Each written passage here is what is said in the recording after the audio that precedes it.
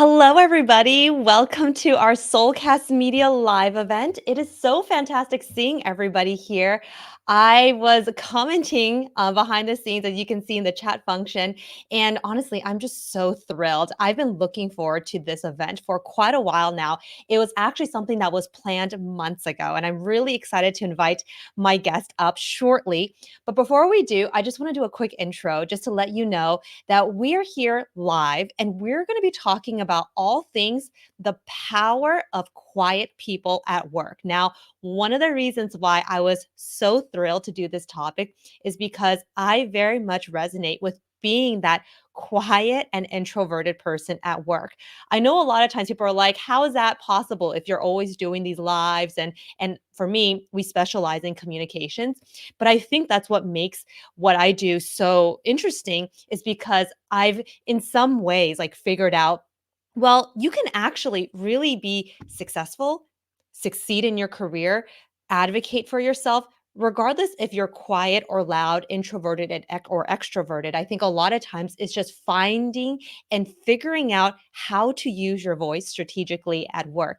And I'm really excited to dive into this topic because it's not just going to be a conversation between my guest and I. We're going to be sharing strategies and tips, things that we've both found very valuable. But what I also want to say is this conversation is very much for you too. So if at any point during our chat today, you're like, I do have a question, you all have access to the chat. And let me just say right now, we have over 250 people joining us right now, which to me, this goes to say we're not alone. You know, we know that in the working world, a lot of times there's this thing called the extrovert ideal, where you have to speak up a lot. You have to be the first one to say something. You have to be so confident public speaking that it almost feels like folks like us, right? The quiet and more introverted types, that it's hard because it's not naturally our style. Now, I did notice like some of you in the comments said, I am introverted, but I figured out a way to use my voice. Or I think someone says, when duty calls, I know how to communicate eloquently. And I love that because for my extroverted and maybe like loud folks here who are very confident speaking up, if you're here, I want you to know that there's so much power in for folks like us who, yes, even though we might be more introverted or quiet, there's still so much we can offer and we are absolutely capable. And I hope you all can see that too. So, just to kind of give a quick rundown, this is going to be about 45 minutes. And it's going to be a just a dynamic conversation between my guest and I. And if this is the first time you're joining one of my live events, I want to say welcome. If you've joined many of my events before, I want to say I'm so happy to see you again. I host these Soulcast Media lives every other week or so, and I always have an amazing guest come on. And generally speaking, we talk all things communications, career, and just really figuring out how to like better show up in the workplace. That's why I do these. I've been doing these for about almost 2 years now. So if you want to continuously join me on these like lives, you can go to our website soulcastmedia.com and join our list because that's how we notify you, as well as follow me here on LinkedIn because that's when I also like promote it as well. So, for those of you who don't know, my name is Jessica Chen, and I'm the founder and CEO of Soulcast Media, and we are a communications company. Therefore, communications is what I specialize in. But prior to that, I actually used to be on television. I used to be a former television news reporter. And it's funny because when I started working on TV, I struggled. And I think that's, this is why we're here. I was very much in an extroverted industry, television, very fast paced, a lot of like charismatic colleagues, as you can imagine. And even though I wanted to be the best reporter and really do the best I could, I always felt like my voice wasn't heard. I always felt like it was like the louder person in the meeting that always would get the idea, get the best ideas. And it's funny because I realized quickly that if I didn't figure out how to find that balance, that there might be more opportunities where great, great opportunities might just go away. So it's funny because because I started in news and on TV, I always joke that there was no better way for me to practice my communications. So that was about 15 years ago now. And because I learned so much on television, I actually even won an Emmy Award. I said to myself, wait, there's so much that I can teach professionals, quiet professionals, introverted professionals who I think we have a kind of like, a unique perspective and and unique experience that I was like, I think I can teach folks how to become that better communicator. So that's why I do the work that we do. So let's get started. I'm so excited to invite my guest, Linda Lay, up. So some of you actually might know her because she is one of the few people I feel here on LinkedIn that talks very openly, very candidly about introversion and how, and I think Linda will definitely share with you that this is something that's an ongoing practice. And that's the word that I want to say. It's like a practice to figure out, even though being speaking up or sharing your ideas, maybe it's not easy for folks like us to do it instantly or quickly. It's a practice every day, really, because we know it's important to do. So I'm going to invite Linda up. So let's see, Linda. Hi, Linda. It's so great to meet you. I think you're still on mute, so if you want to unmute yourself. But why don't you share a quick intro of who you are and the work that you do, and just kind of like how you fell into talking about introversion as well as mental health. And we're going to talk about both today too. All right. Well, thank you so much, Jessica, for having me. It's a pleasure. I've been a huge fan of your content and everything at Soulcast for so long. So I'm currently a recruiter in defense, and I founded Creatively Quiet, which is a mental health and introvert brand. And our mission is quiet voices make loud impacts, because I was so tired of like working in like corporations in the past where they're like, oh, you can't lead if you're quiet, you have to be extroverted, you have to be loud, you know, like you can't get the promotion because you're quiet all the time. And so it sparked a conversation. The first time I ever posted about it was last year, and I just decided, oh, I'm just going to talk about myself, like how it feels to be an introvert in the workplace. And then it went viral and it exploded. And then all these people would message me and DM me and say, we feel so alone in the workplace. Our manager, our teammates tell us that we can't be a good employee, even though we meet our metrics, because we're quiet, essentially. I So, remember, yeah, yeah, no, go I ahead. similarly remember early on in my career where I remember because we had performance reviews too, and I don't know if might even be performance review season right now. And I remember my manager being very clear with me, saying that communications was something that he wanted me to work on. And I think what he was saying was he felt that I wasn't assertive enough in the workplace. Yeah, And I remember it bothered me so much because, and I wouldn't say like I was like offended. I don't think I was offended.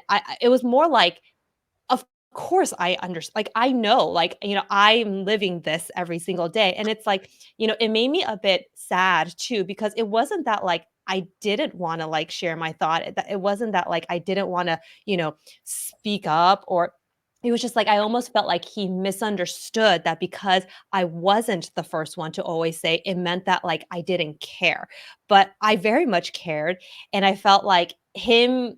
So in some ways, I mean, I'm glad he brought it up, but I remember thinking like, wow, we are very much living in this workplace, or we're living in an environment where that's the expectation.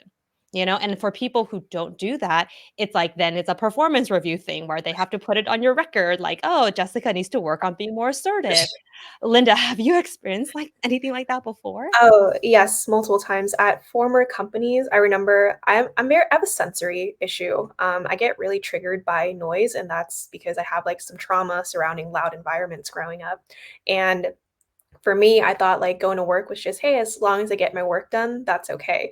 And when I worked in an environment that was like full time in office, I remember I would hide in the back rooms because the team environment was throwing footballs around, blasting music, talking about their weekends, playing TV on the projector.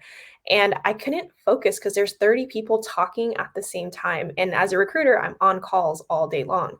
So I would hide in the office. And I remember one of my teammates came to find me and they said, so I was told to come get you because you're not being inclusive to the workplace and you need to go and sit and be around the team. And I never forgot that. And I felt insecure and embarrassed. I'm just like, but I don't want to. And they always just would remind me. I remember I had like an interview to be promoted, and they're just like, you need to work on being louder. If you can't be loud, who's going to listen to you? Like, we can't trust you to lead. And it was funny to me because I was like the top of the leaderboard every single week. I met all my metrics. So obviously I was doing something right, even though I was quiet.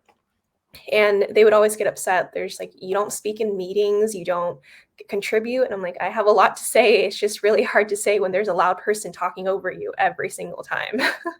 Totally. Um, you know, I also think about how back then when I was, like, early on in my career too, and how I would I would almost have to, like, motivate myself in some ways, like, in my mind being like, "Okay, I'm walking into this." So we typically in news, we have, we call these, like, editorial meetings. They're always, like, the first meetings of the day. It happens every day. It's how we talk about what's going on in the news, and it's in these meetings that all of us come together and everyone has to, like, pitch their idea, and Yeah. it's not like everyone goes row by next person, next person. It's just, like, whoever goes first, and it's just, like, I always remember having to, like, even just driving into work and being like, "Okay, I have these ideas, Jessica, like, you got it, like, just, maybe try to be the second one to say something in this meeting." It's almost like I have to, like, give myself a pep talk before meetings. And actually, I'm not sure if anybody has ever felt this way before. By the way, we have over 350 people listening in right now, which is amazing. And I'm just curious, has anybody ever felt that way too, where you're going into a big meeting? Maybe it's not a meeting you have every day, but maybe it's with, like, senior leaders. Maybe it's like maybe it's giving a presentation where you're like, before that meeting happens, you have to, like, psych yourself up and be like, "I got this, I got this." Linda, have you ever had to do that? Yes, I've had a lot. I They would make me do chants at my last meeting, and like when you would have to close out the meeting, they would pick a person to go up and do chants. And obviously everyone in the team was super extroverted, and they like, Linda, it's your turn. I don't want to. Like, you have to. It's your turn. I'm like, I don't want to.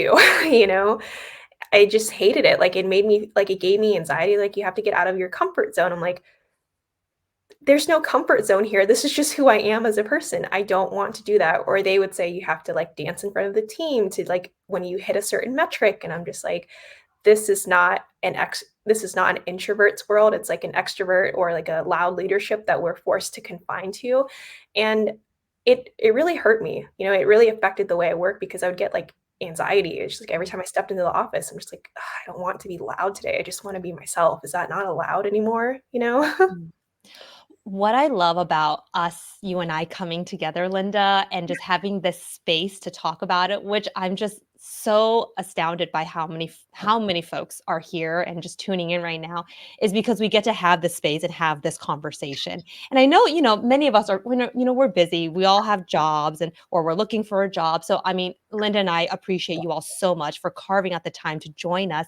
But I'm really glad that we can have this honest conversation. Like, I'm definitely sharing things that I don't really openly talk um, about those struggles, but I'm really glad that we can talk about it. And for all of you who are, chiming in and sharing your own experience, like, I think sometimes we need this. We need this for the soul. We need this for the brain. Like, it's just that space, right?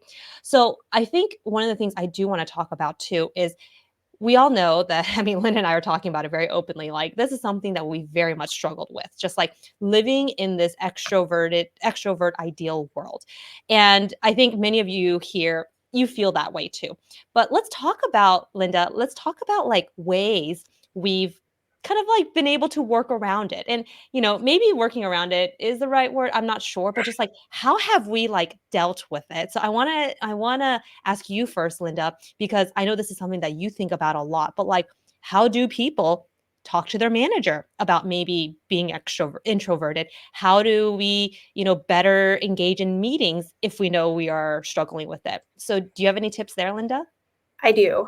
It's really the first one's really funny, and it's just like a joke, but find an introverted manager. Um, because I found one and it changed my life because like they would understand why I didn't talk because she's introverted. But at my last company, a leader that wasn't even my manager, like she came to visit the office and I was on a call And after I got off the call, she lectured me and coached me in front of the entire team. You're not assertive enough. You're too quiet. Like, you're too polite. Like, you can't, why are you like this? And then I ran and I hid in an office because I wanted to cry because it embarrassed me in front of the entire team. But I got the results. The candidate got pushed through. And she came and she found me and we had a call or a chat. And I told her, I'm like, I'm very quiet because of things that I have gone through. I'm very quiet because it makes me uncomfortable to be loud. As long as I get the results, that's all that matters. And I got an apology from her, and she never did it again. She's like, I didn't know that you act a certain way because of things that you went through. I'm like, because I shouldn't have to tell you. That's none of your business. You should just trust me that, hey, as long as I deliver the results and I get the job done and I meet my metrics, why does it matter? It's kind of like saying, like, why does someone have to work 10 hours if they can finish everything in an hour? It's like, why do I have to sit there for 10 hours? And it's like, as long as I get my job done, why do I have to do it loudly? Why can't I do it the way that works for me? Because the way that works for you doesn't work for me. So would you say that folks should have these kind of conversations with their manager if they know that their manager probably, you know, doesn't seem to, like, understand them? Do you think this is something we should talk about? I think so, yes and no, because so like my current company, probably the kindest company I've ever worked for. So my manager is very in I had two managers. So the first one was extremely extroverted, and the second one was very introverted. And the first one like invited me to like a team event, and I was just very transparent. I said, I'm very introverted. It makes me really scared to be in social settings that have hundreds of people. And they said, oh, we respect you completely. Like, you can just review it after and stay home. But they still made me feel inclusive and part of the team. And my current manager is very introverted. And in the year that I've been where I'm at, I've never spoken once in a meeting, like in a team meeting. I haven't spoken once. But my manager always like asks me for feedback after because she knows like I have ideas, but I don't like to talk because it's scary for me to be like, oh, in front of 100 people, like, oh, these are my ideas. But what's wrong with like having like a one off and saying like, oh, this is to be comfortable. And I think those conversations are so important because like we can't really blame our manager if they don't know. There's a lot of management have low EQ. And I think like having a conversation and making them aware. But if you have that conversation, it also shows you what kind of manager you have, if they respect you, if they hear you. And if they don't, then that's a sign for you to look for new management because you shouldn't work somewhere that treats you less than who you are either. I love that, and you point to something that I think is so important. A lot of times managers become managers without proper managers training, and I do think being a good manager, there is some, emotional intelligence that needs to happen, and you being able to understand, like, I understand my team, not everybody shows up the same way, and I Yeah. love how your manager, you know, even after a big meeting, they'll even ask like, "Hey, Linda, I know you maybe did not say anything in that meeting, but I know you probably have some thoughts. Do you want to talk about it? Like, do you want to schedule like a one-on-one meeting to Yeah. talk about it?" And oh my gosh, like that is awesome. And I feel some of us are lucky that we have managers like that. Some of us feel like we're currently maybe struggling at our jobs because our manager doesn't understand us. So like if that's the case, and it's not that we don't like let's say it's not like we don't like our manager. Maybe we're like okay with them. We have a decent working relationship, but maybe somebody is feeling that they're not getting a lot of that like recognition that they deserve, or even just that appreciation, or just like kind of like what you said. It's like they're still being evaluated on loud metrics. Let's just say that on loud metrics, whereas they're actually doing great work. So I'm just curious, and let's say because I think for some companies it's like performance review season, which might be a good opportunity to just have these honest conversations. But if someone were to do that, what's the right way to approach this, Linda? Like to approach in the sense where they you do the work, but you're not loud in the way they want it to be. It's really funny. I had that experience at my last company. My manager at my last company, he was extremely extroverted. Like if you think of like a cheerleader, like football captain, like that was who he was. Like super charismatic, like outgoing, loud. And I was his first recruiter when he got promoted, and it was really hard for him. We butt heads a lot because he's like, I don't understand why she reacts the way that she reacts. Like he would notice, like I would like flinch and be on edge in like teams, and he didn't understand. And we sat down and had a conversation one time, and I told him, like, like, your leadership doesn't match my personality. If I'm being very honest with you, like, it scares me to have a very extroverted leader, because I feel like I have to like overcompensate for work to make up for the fact that I'm not loud. And when I had those discussions with him, he started to understand me more, and he started to advocate for me more. I never forgot, like, there was a leader who went off on me in a meeting and lectured me because I wasn't what they were looking for. And he stood up for me and told them, it's like, Linda's one of the best recruiters here. She might not be loud, but she's very pivotal to the role. And a lot of the leaderships would tell me, like, she's too loud, too quiet. You need to get your recruiter to be louder or show up more. And he would say, but she's getting the work done. you know, she's getting the work done. And is that not all that matters? She's meeting the leadership board. She's bringing in revenue for the company. So what if she's quiet? You all are loud and you're not meeting your metrics. So, and I never forgot when he did that for me. It really impacted me. And first, we didn't get along. Like, I resented him a lot because I'm like, I hate being around a loud person who wants to like be loud all the time. And I'm just like, I just want quiet. And like, seeing how he made space for me and accommodated for me because I chose to have a conversation. And he was also receptive to it. Yes. Because one thing is feeling communicating and being invalidated. That's the worst feeling. But having someone be receptive to it and try to change and make accommodations for you, that's life-changing. To have a manager who isn't dismissing, giving excuses, justifying, that is Yeah. huge. I wanna, some of you may know, but I have a book coming out this summer, and this book is very much written from kind of like the perspective like Linda and I are talking about right now. The book is called Smart, Not Loud: How to Get Noticed at Work for All the Right Reasons. It comes out this summer. So we're kind of behind the scenes here. We're starting to think about, like, how we're going to promote it, market it, and all that stuff. But I feel very honored. It's actually being published by Penguin Random House. And to me, I'm like, the team that I'm working with, it makes me so happy because I feel like they understand. And I will say, when I first started writing this book, it was very much coming from the perspective as like I'm Asian American, and just talking about how sometimes it's hard for us, as a minority in the workplace to also speak up.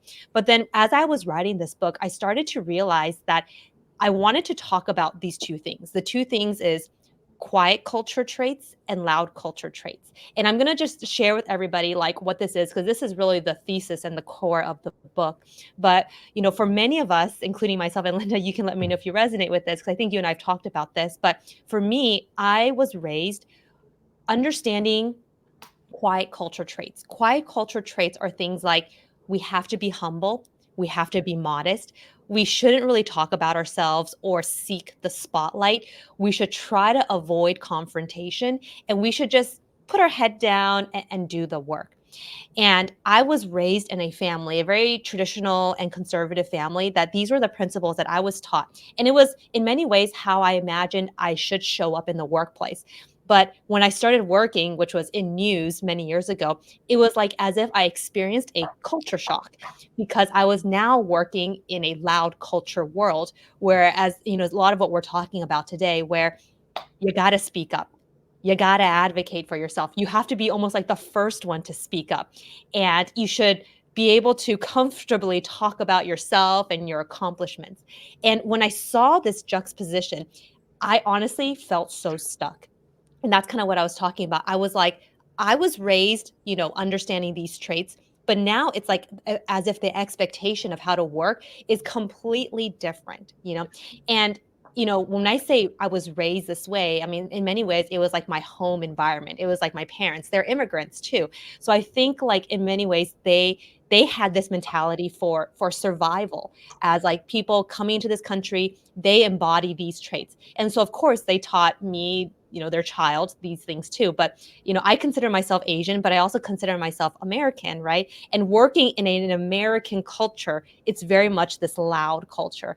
And in this book, Smart Not Loud, actually, by the way, you can actually start pre-ordering it. You can go to Amazon or any Barnes and Nobles. It's all actually up already, even though I haven't really talked about it yet. But in this whole book, I talk about what worked for me and how I was able to kind of find my own voice. So this is very much a communications book, but it's also a book helping people feel like they're not alone. So I'm curious, Linda, does any of that also resonate with you too?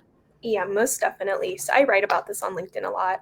So I grew up in a very loud, dysfunctional environment. Like my dad's like an alcoholic to this day, and every day was just loud, like loud in the way where you do not want to be there. And it hurt me a lot as a kid because if he's loud, I was forced to be quiet. Like if I speak up, silent, he would silence me. Or my mom would be submissive, and she would like when kids would bully me, she's like, just be quiet and just hope it goes away. Just be quiet and hope it goes away. Or when I remember I got my first job and I got the pay amount and I told my mom, and she's like, just accept it. Just be quiet and just accept it and just be grateful that you get anything. And it wasn't until I went to therapy and therapy changed my life because they told me it's like you're apologizing for existing. It's like you're being quiet because you're not allowed to exist loudly at all. And my therapist told me, I don't know if you would have been an introvert, Linda, if you didn't grow up the way that you did. And I don't know like if I agree or not because I can't tell. Like I can't go back and change like my past and upbringing.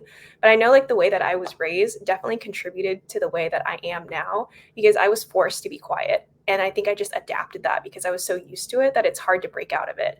And I learned that I can be extroverted with the right people. Like I recently like went karaokeing or I went like to a speech or I'm going to a basketball game and I'm like, "Oh, I do have loudness inside of me." Like it was just contained.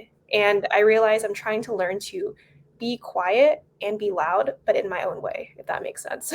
I love that. And so it's so interesting to me too, because I shared why I resonate with quiet culture traits. And it was because my parents almost like told me this is how I should be. But Yeah. for you, you arrived in embodying the quiet culture traits I'm talking about because you grew up in another kind of home environment, which was, different from kind of how I grew up, but we both kind of arrived at the same place a Yeah. little bit, right? I think that's so fascinating. So I wanted to kind of pivot because I want to talk about some like specific communication strategies, so to speak. Communication strategies of, you know, for many of us at work, we have meetings, like that's just like how it is. And maybe it's in-person meetings, maybe it's Zoom meetings. But, for those of us who tend to be more of the quiet type, do you have any suggestions? And I certainly have a lot, but do you have any suggestions, Linda, of how people can, make sure people appreciate them, hear them, acknowledge them. Like, because at the end of the day, that is still important in the workplace. You don't want to be invisible because Mhm. if you're invisible, like, I mean, if a workplace makes you feel that way, that's probably not the right place either. Yeah. But what are some things that you would suggest for folks who kind of feel this way? Yeah, to be honest, that's really tough because it really depends on the company culture. I know like every company is different. I just know like I came from a very toxic one and we were supposed to have cameras on. We had to look presentable, even if we were just like sitting next to each other. We had to speak and give feedback and participate in the chats. And I remember when I didn't have my camera on, my manager texted me on the side. He's just like, "Hello, are you gonna have your camera on or not?" And I'm like, I hear everything that you say. I just feel uncomfortable having my camera on, and like it makes me scared when people would look at me. And now like going to like a fully like remote team in a new environment, I have never had my camera on in the year and a half that I've been here, and I've never been lectured for it. I've never spoken in a group meeting before that I wasn't leading because I heard everything, but I didn't feel like I had to contribute anything in such a loud setting. And my manager respected me for that. And I also struggle a lot with depression. So sometimes, like, I wasn't able to make a meeting, but out of 100 people, my manager texts me and she's like, I noticed you weren't on. Are you okay? Is there anything I can do? So it's like feeling seen and heard, even if you're not there. And I would have employees or coworkers text me or message me. It's like, hey, what did you think of the meeting today? Or ask me feedback on the side. And they never put me on the spot. I think that's really important. And I think finding a culture that doesn't put you on the spot unless you ask is really important because, like, some people, we really don't want to talk in loud settings. It's scary, it's overwhelming. And I think like if you are a loud and not just extroverted person, but a loud person in the workplace, have consideration for those that are quiet. Because I notice a lot of the times when a quiet person speaks, there's always a loud person like trying to talk over them, like cutting them off, invalidating them because they think like, oh, they won't fight back or something. Like it's just very disrespectful. And just to have kind consideration for all your teammates, even if you don't feel the same way, you're not the same way, I think like that inclusivity and dynamic really goes a long way. I think it's just also like managers understanding kind of like what we talked about earlier, that there really is a diversity in how people show up, how people engage, and there is no one right way to do it. And I'm thinking about like for any of us who feel like maybe we should talk to our manager so at least they understand us a little bit better, obviously preparing for it, I think that's huge. And thinking about what are like the talking points that I want my manager to really understand. And I also think timing is also very important, scheduling, maybe be like, hey, hey boss, like, can we schedule a meeting maybe like Friday morning, right? Maybe towards the end of the work week where people are now starting to kind of like wind down and just being like, hey, I have something on my mind. And you can, as somebody who's preparing for this kind of conversation, just have some examples of like when it was specifically very hard for you to speak up, or even share like who was in that meeting, what was being discussed, so they know like kind of like what you're talking about. I think these types of strategies for engaging with your manager so they can better understand you is helpful. Because what I will also say is, you know, I like to give people the benefit of the doubt. If our manager, you know, is giving us feedback by saying, you got to be more assertive, you got to be more loud, maybe it's because they really, really are looking out for us, right? Because Yeah. maybe they want us to succeed. And because it's worked for them in that way, they're encouraging us to do it that way. And again, I like to give people the benefit of the doubt, but I think like even though they are suggesting that, we can still try to engage in the one-on-one conversation so they can understand us truly. Because I feel like that feedback, while it might be because they think it worked for them, it may not work for us, but they don't know that, right? And I Yeah. feel like we have to talk about that. Most definitely. I was training a new recruiter on one of my recs to take over. And she had shared with me, she was very upfront, and I didn't really understand some of the things that she was, because like if you don't tell someone, they don't know. Like we don't want to Right. make assumptions. Right. But she told me, she's like, I have really severe ADHD. And that's why I ask so many questions. And that's why I need things a certain way. So before that, I was just like, I just didn't understand like why she reacted a certain way, or she needed things done a certain way for me to train her. And after she told me, I was more accommodating. I'm like, okay, so this is like something that this person needs to feel safe in the workplace. Like she needs a structure. She needs these questions answered a certain way. For me, like I'm just like free spirited. I'm like, I can do it anytime. I don't need all these questions. But like trying to find community with like your teammates and to be accommodating for them, because it doesn't upset me when like things aren't done this way, but it upsets her. And I don't want to be the person that makes someone feel unsafe to be themselves at work, if that makes sense. So, and that goes the same for introversion or anything that someone goes through. Like accommodation between people is like, it just makes you feel seen and heard, because you don't want to go to work and be like, you have to change yourself. Like Mhm. your work should change to make space for you. Mhm. And this is also why I feel like in order for people to be seen the way they want to be seen and Yeah. acknowledged the way they want to be acknowledged, I do think it requires even folks like us to, even share a little bit more. Like we can't, like I said, we can't assume people will understand why we are the way we are, but it doesn't mean we have to like download and share all our history of like why are we the way we are. But I think it's just like having an honest conversation of like, this is kind of how I prefer to communicate. Maybe we can kind of set some expectations. And I think sometimes just having our manager know that when we don't speak up in meetings, they won't automatically default to thinking, why is Jessica not participating? Why is Jessica not being assertive? It's like Yeah. they know us now and they Yeah. just know that that's just not our style. And that's okay. And I feel like there's a lot of like less stress when there's that like understanding too. Yeah, most definitely. It's a beautiful thing when your manager can just be like, oh, that's just who she is. Like I just know her. That's like, I know like she acts like that because that's her. It's nothing personal. And it's so nice to not be blamed for like she can't do this because she's introverted, or she can't do that because she's introverted. I really hate when people do that. Like I've had like workplaces, there's like, oh, it's just because she's an introvert. I'm like, that has nothing to do with the situation. Yeah, no, I agree. I think like, I mean, even though we're talking about introversion, sometimes, why people end up being kind of like what we're talking about here, why people are on the quieter side, sometimes it's actually more than being an introvert, I Yeah, think too. It's just like all the things like, how we were raised in many ways too, yeah, right? So one of the things that I wanted to pivot to is I feel like we have some amazing questions of, which this I feel like I'm just so amazed at how many folks are here right now joining of us course. live. And there was one question that I thought was really interesting. And it goes back to what we were talking about, how sometimes being polite in the workplace, because maybe we were raised that way, it's just like how Mhm. we are considerate. We like to think about other people first. Yeah, We like to read the room, right? Instead of just like jumping in. So we're being very considerate. But yeah. do you ever feel like sometimes being too polite can hurt us as well? What do you think? Yes, definitely. I think people take politeness for an opportunity to walk all over you. It's like, oh, like she's quiet, she's polite, she's not gonna do anything to me, you know? And I experienced that a lot in like a former workplace. It's just like they can talk to you however you want, they can do anything unethical or not. It's like she's not gonna go to HR, she's not gonna do anything.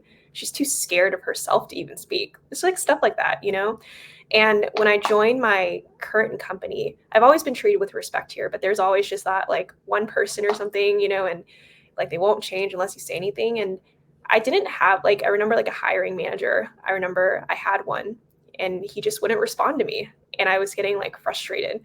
And I'm really, really nice. So I CC'd him and on the entire team. I'm like, here's all my information. And it's like ever since like I would do stuff like that, like they would get back to me. And I realized being assertive doesn't make you disrespectful. You can be polite, but you can have a backbone too. Yeah. And just because I'm quiet doesn't mean like I can't stand up for myself. Because if you really think about it, when an introvert speaks, everyone stops to hear what they have to say. It's like, yeah, I choose to be quiet. It doesn't mean I don't have a voice. So it's like I would recommend like being polite is okay, but when push comes to shove, you need to stand up for yourself because it's very true. No one's going to speak up for you unless you speak up for yourself first. Like if you need your manager to back you up, you have to tell them too, Yeah. Like no one's going to defend you if you can't even defend yourself. Exactly. And, even though for many of us that assertiveness is not the most natural, I do think it's a scale sometimes. It's a spectrum, right? Yeah. Where sometimes it's easier to do it than others. But at the end of the day, we have to be our own best advocate. Like, I think Yeah. it's unfair to assume other people are going to always think about us too or even advocate for us. And so in many ways we have to like be able to do it. I think about how this is kind of I don't know, no, it's not embarrassing to share because we're all here right now. Yeah. I remember when I was in middle school, one of the first books I ever willingly bought for myself was this book called How to Grow a Backbone. I don't even know if it's even like on the market anymore, but I remember even in middle school, like I think it's kind of what we're talking about here. Because I was also taught to be polite and be considerate of others, sometimes I noticed that that also muted my own voice. And I remember in middle school, I struggled with communicate. Like, I think I've always struggled with communications in that Yeah. way that like I bought this book for myself and it was like a hard read for a Yeah. middle schooler, Yeah. but it was truly like, how do you grow a backbone? And it was helpful, I would say, but I felt like it was very much teaching me as a reader to be extroverted, and it wasn't that but that's the thing, like, I don't want to be extroverted, like, I wanna be able to speak up and show up in a way that I Yeah. wanna show up, right? But that's what I'm saying, like, I think, like, so much of the literature out there, all the Yeah. books, it's like, you gotta speak up, like, loudly and quickly, and that's why when I wrote this book that's coming out this summer, it's like, Mhm. I'm trying to, like, change the conversation, like, Yeah. there is power in quiet people, hence why we're here, right? But it's also like, how can we be smart about it and not necessarily loud? So, Most definitely. Yeah. I've learned the hard way that, just because I'm quiet, I shouldn't allow anyone to walk over you. Because if you don't speak up, it boils inside. It's just like, oh, why didn't I say something? So, you know, being loud and quiet, it's interchangeable in different ways. mhm. And it's just sometimes knowing, like, this is like the moment too, right? Like I think timing is important. Like, oh, okay, this is kind of when I need to say something. And it's not like we have to say something at every meeting or every 5 minutes, right? It's just Yeah. knowing when the moment is right. So as we wrap up here, which I can't believe, I'm like, we can kind of continue chatting and we have so many folks here, which hopefully you all are enjoying this conversation. Maybe we need to do a part two, Linda. I don't know. But what do you have any final like tips for folks? And I'll definitely share my own, but do you have any final tips? I call them golden nuggets that Yeah. you would love to share with our audience, our listeners of like, what is that power? Like that power of quiet people at work that you want people to understand for themselves and even for our amazing loud colleagues who are out there too. Yeah. There's nothing an extrovert can do that an introvert can't do too. We just do it in a different way. And I feel like you should never have to change yourself to like fit the mold of what other people want for you, like whether that's in dating or a workplace or going to an event. Like you should be able to bring yourself to like those events as an introvert, as yourself, because you can adapt in your own way. And I don't think that anyone should ever shame you for not wanting to be somewhere because you're introverted. Like that's not getting out of your comfort zone. That just is not your scene. That just makes you uncomfortable. Like you don't have to justify your who you are inherently. And there's great power in being quiet because no one ever talked themselves, no one ever listened themselves out of a job. Like introverts like make one of the best employees, one of the best friends. And when you're surrounded by the right people, you'll feel loud with them because they'll hear you. So just remember, it's never you that's the issue. Take a look at your surroundings. It reminds me, so I have my own company, which is Soulcast Media, and of course we have employees, and I think of one of my employees, and she's very much quiet, and I think a lot of it's cultural too. And when I hired her, I remember realizing that she was like very quiet, and part of it was like she's just very respectful, very polite, Mhm. and I remember recognizing that, as a manager now, I remember recognizing that. And she is so good at her job, and I realized that like if I had just used the lens of like, why isn't she being more assertive, why isn't she talking more, like if I had used that to measure her performance, I would have basically just completely not even like see her for who she is, right? Yeah, But I guess fortunately, because I also resonate with her, I see that. So basically what I'm saying is, for any of my very charismatic, extroverted, loud folks, it's just like recognizing that even the quiet folks on your team, they are like super performers. Like they are getting things done, right? It's just in their own way. And I almost want people to walk away from this conversation knowing, one, if you are one of the quiet folks, the quiet type like Linda and I are, know that that's nothing to be ashamed of, but do recognize like, yeah, in this working world, it can be a bit harder for us, but not feeling deflated in any way, but knowing that, you know what? Our voice does matter. We don't have to always speak up, but when yeah, we do speak up, it's just knowing that people hopefully will listen to us. And if they don't listen to us, and kind of like what we're saying, maybe that's not the right environment for yeah, us, or we just have to have a one-on-one conversation with our manager so they can better understand us because we don't want them to assume like they understand who we are. So, yeah. Linda, how can people get in contact with you? How can people follow you or how can they reach out to you? They can just follow me on LinkedIn. I write there frequently. I write a lot on introversion and mental health. That's what I'm mainly pivoting to. So yeah, I love introverts. If you're an introvert, feel free to DM or reach out. I'll listen. And same. And I just want to let you all know. So I do have that book coming out this summer. I'm not really heavily promoting it, but I feel like it's a very relevant book for our audience here today. I just dropped the link here. You can also go to soulcastmedia.com/book. And this is the link for you to get on we call it our Smarty Book Insider because the book is called Smart Not Loud. We're calling it like Smarty Book Insider. Anyways, it's just a fun play on words. But that is where we are going to be doing like announcements of when the book's coming out, including like bonuses that we're going to be offering for those who like pre-order the book. So if any of you are interested in checking out that book, Smart Not Loud, How to Get Noticed at Work for All the Right Reasons. That's the subtitle, How to Get Noticed at Work for All the Right Reasons. That's the link. It's our book insider club. So Linda, I'm so grateful for you. I'm so glad you joined us for this chat. I think this is a very important conversation that, I think like, I do a lot of these events on LinkedIn, and I notice a lot of times when we focus on talking about quiet or introversion, we get a lot of folks who also feel like I'm glad we're doing this, right? It's like I'm glad we have a place where we can have this kind of conversation. So, Linda, thank you so much for spending your time with us. And for all of you who are here, we're so grateful. Be sure to stay connected with both Linda and I. Add Linda on LinkedIn. You can also add me on LinkedIn. I'm very active, specifically on this platform. I always talk about communications and advocating for yourself. And even I throw in like presentation tips here and there just because communications is what we do. So, with that, thank you, Linda. And thank you all for joining. I hope you all have a great rest of your day. Yeah. Take care, everybody.